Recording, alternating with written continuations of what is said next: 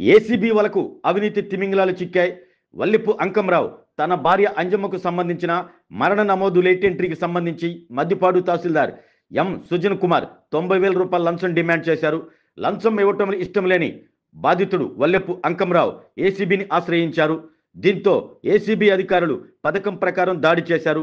మద్దిపాడు తహసీల్దార్ ఆదేశాల మేరకు దొద్దవరపాడు వీఆర్ఓ కొప్పోలు అంకంరావు బాధితుల నుండి 90,000 రూపాయల లంచం తీసుకుంటుండగా ఏసీబీ అధికారులు రెడ్ హ్యాండెడ్ గా పట్టుకున్నారు. అదే సమయంలో మద్దిపాడు తహసీల్దార్ సుజన్ కుమార్ ను కూడా అదుపులోకి తీసుకున్నారు. ఇందుకు సంబంధించిన వివరాలను ఏసీబీ డీఎస్పీ ఎస్ శిరీష మీడియాకు వివరించారు. మాకు వచ్చిన కంప్లైంట్ మేరకు ఈరోజు ఎంఆర్ఓ మద్దిపాడు మరియు వీఆర్ఓ దొద్దవరం వాళ్ళపైన రైడ్ చేయడం జరిగిందండి. కంప్లైంట్ యొక్క వైఫ్ చనిపోయారు.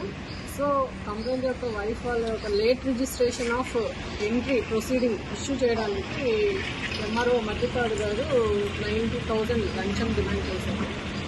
ఆ ప్రొసీడింగ్స్ ఇచ్చినందుకు గాను ఈరోజు ఆయన ఇన్స్ట్రక్షన్స్ మేరకు ఎంఆర్ఓ మద్దిపాడు గారి ఇన్స్ట్రక్షన్స్ మేరకు వీఆర్ఓ దొడ్డవరము 90,000 లంచం డబ్బులు తీసుకుంటుండగా మాకు వీఆర్ఓ దొరికారు, ఎంఆర్ఓ వాయిస్ కూడా ఉందండి. సో ఇద్దరిని పట్టుకోవడం జరిగింది.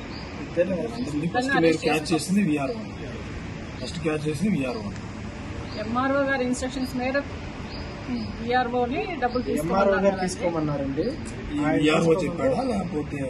ఎంఆర్ఓ గారు కంప్లైంట్ కి వీఆర్ఓ గారికి ఇవ్వమన్నారు. అది తీసుకుని ఆయన అరెస్ట్ ఇద్దరిని అరెస్ట్ చేస్తారు.